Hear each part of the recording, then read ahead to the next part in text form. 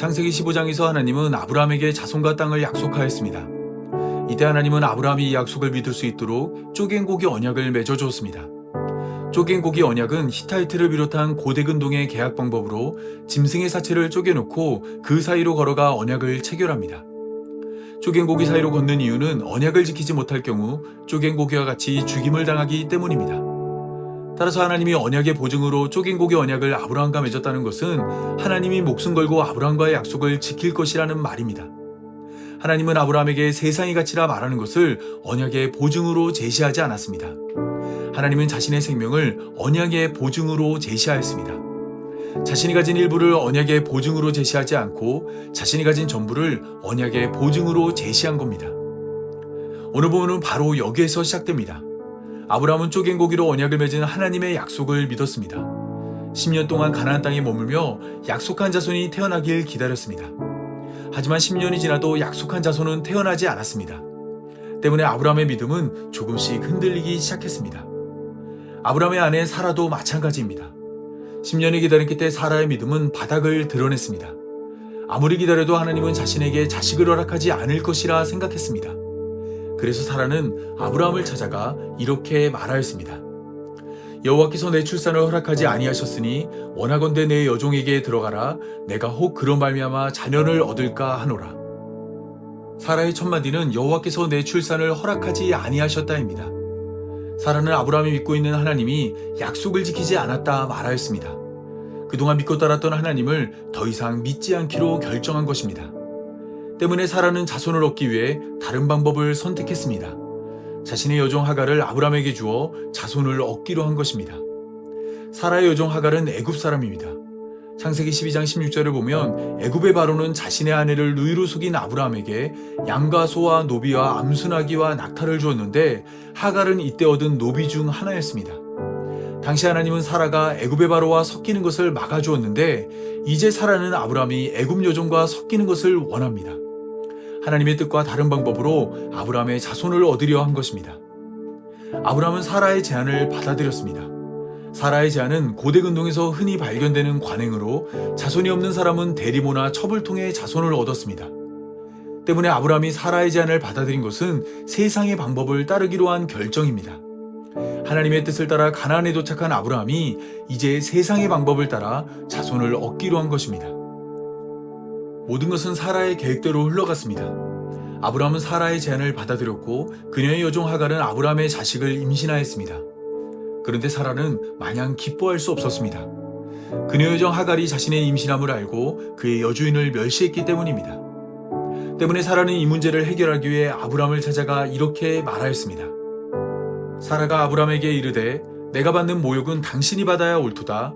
내가 나의 여종을 당신 품에 두었거늘 그가 자기의 임신함을 알고 나를 멸시하니 당신과 나 사이에 여호와께서 판단하기를 원하노라. 사라는 자신이 받는 모욕은 아브라함이 받아야 한다 말하였습니다. 정황상 하갈이 임신한 것을 알고 아브라함이 사라보다 하갈을 더 귀히 여겼고 이 일로 말미암아 콧대가 높아진 하갈이 사라를 멸시한 것으로 보입니다.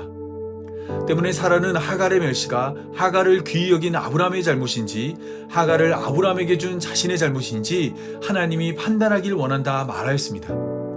물론 이러한 사라의 발언은 하나님을 믿어서 나온 말이 아닙니다. 이미 내가 받는 모욕은 당신이 받아야 옳다 말한 사라는 하갈의 멸시가 하갈을 귀히 여긴 아브라함의 잘못이라 생각했습니다.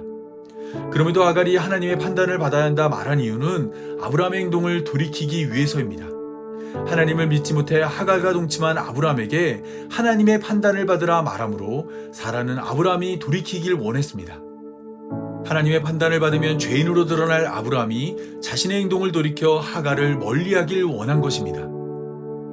역시 이번에도 아브라함은 사라의 뜻대로 움직였습니다. 하갈을 귀히 여기지 않기로 결정하고 사라를 불러 이와 같이 말하였습니다. 아브라함이 사라를 불러 이르되 당신의 여종은 당신의 수중에 있으니 당신의 눈에 좋을 대로 그에게 행하라 하매 사라가 하갈을 학대하였더니 하갈이 사라 앞에서 도망하였더라. 창세기 16장 1절에서 사라의 여종으로 소개된 하갈은 창세기 16장 3절에서 아브라함의 첩으로 소개되었으나 창세기 16장 6절에서 다시 사라의 여종으로 소개되었습니다. 아브라함의 첩이 되어 자신의 여주인마저 멸시하던 하갈이 다시 종의 신분이 되었습니다. 사라는 자신의 여종으로 돌아온 하갈을 그냥 내버려 두지 않았습니다. 자신이 당한 만큼 갚아주기 위해 하갈을 학대하였습니다. 그 학대가 얼마나 심했는지 하갈은 더 이상 아브라함의 집에 머물 수 없었습니다. 사라에게 자식이 없으므로 조금만 더 버티면 자신의 아들이 아브라함의 모든 것을 상속받을 수 있었지만 하갈은 그때까지 견딜 수 없었습니다. 곧장 사라의 학대를 피해 도망치는 선택을 하였습니다. 아브라함과 사라의 믿음은 유통기한이 10년이었습니다. 그들은 10년을 기다린 끝에 하나님을 향한 믿음을 저버렸습니다. 그리고 믿음을 저버린 자리에 하갈이 자리를 잡았습니다. 처음에는 하갈이 종으로 그들과 함께 했으나 후에는 아브라함의 첩이 되었고 임신한 후에는 여주인마저 멸시하는 주인이 되려 했습니다. 아브라함과 사라가 하나님의 약속을 믿었을 때는 존재감이 없던 하갈이 믿음을 저버린 순간부터 그들의 삶에 중요한 인물이 되었습니다. 이러한 하갈의 역할은 율법으로 불리는 예언약의 모습입니다. 갈라디아서 4장 22절은 하갈과 사라를 비유라 말하며 그들은 두 언약을 담고 있다 말하였습니다. 사람의 수고와 노력으로 아들을 낳은 하갈은 옛 언약이고 하나님의 은혜로 아들을 낳은 사라는 새 언약이라 말한 것입니다. 옛 언약과 새 언약의 모습은 비단 하갈과 사라만의 이야기가 아닙니다. 아담과 하와가 선악과를 먹었을 때 하나님은 하와에게 뱀의 머리를 상하게 할 여자의 후손을 약속해 주었습니다. 이때 하와는 자신의 힘으로 여자의 후손을 낳을 수 있을 것이라 생각했습니다. 때문에 하와는 아담과 동침하여 아들을 낳은 후 내가 여호와로 말미암아 득남하였다라고 말하였습니다. 내가 여호와로 말미암아 득남하였다는 말은 하나님의 도움으로 아들을 낳았다는 말입니다. 하지만 히브리어로 이 문장을 살펴보면 말미암아에 해당하는 단어가 존재하지 않습니다. 어순 그대로 직역하면 말했다, 얻었다, 아들을, 여호와를 혹은 여호와이가 됩니다. 이를 우리말 어순대로 해석하면 가인을 낳은 하와의 외침은 내가 아들을 얻었다 여호와를이 되거나 내가 여호와의 아들을 낳았다가 됩니다. 하나님이 말씀한 여자의 후손을 자신의 수고와 노력으로 낳았다 생각한 것입니다. 그래서 하와는 첫째 아들의 이름을 가인으로 불렀습니다.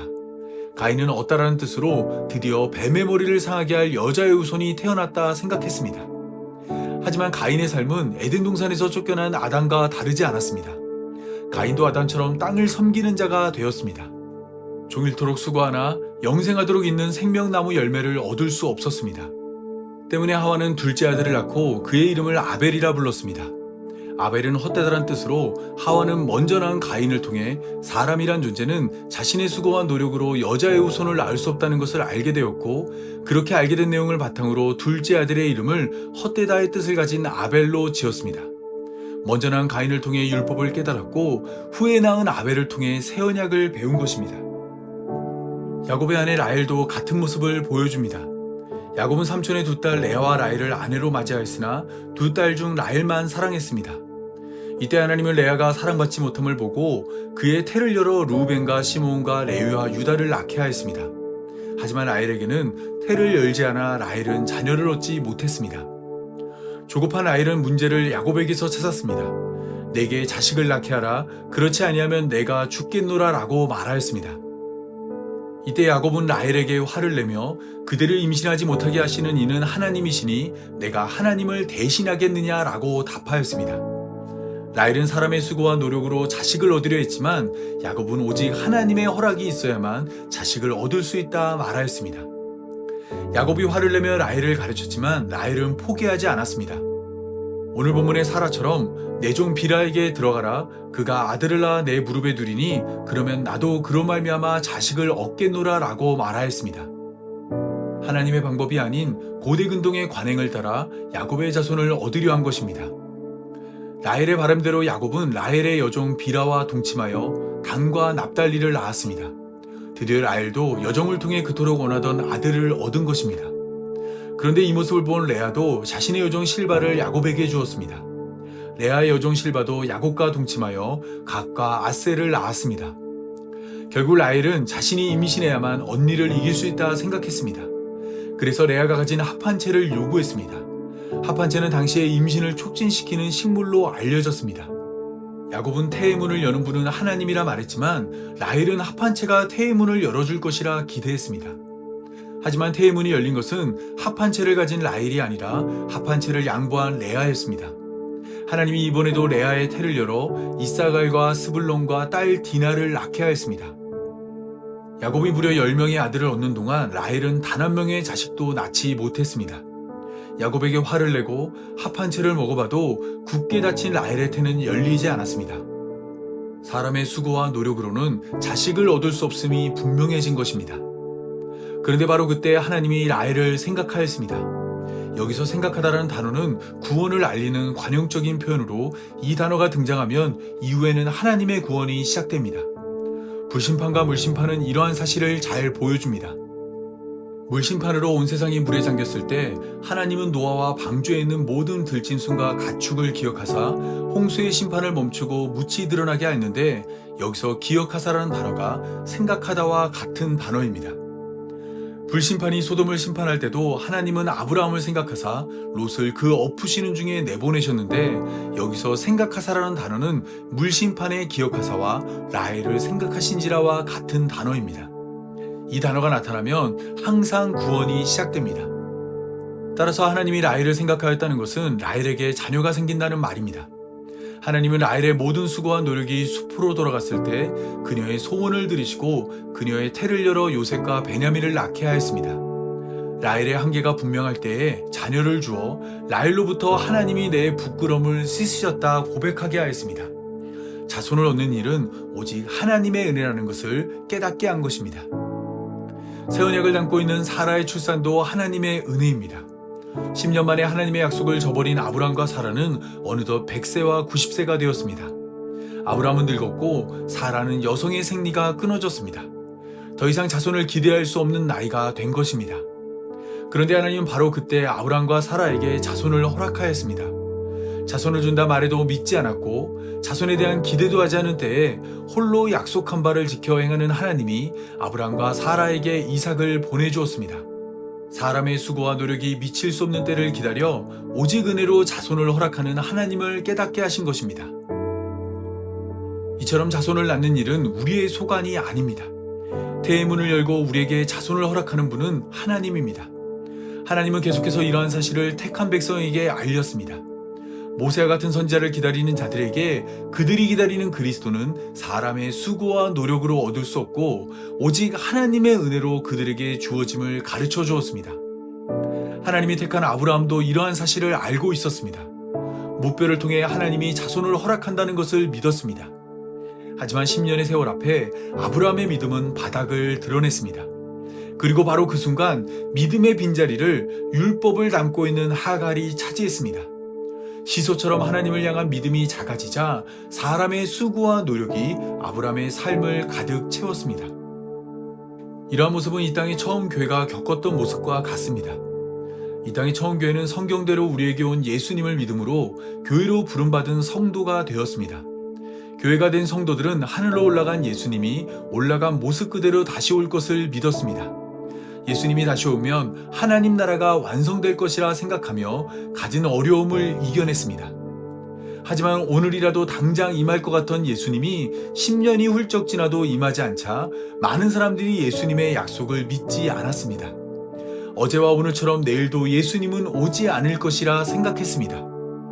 이때 그들의 삶을 파고든 것은 율법입니다.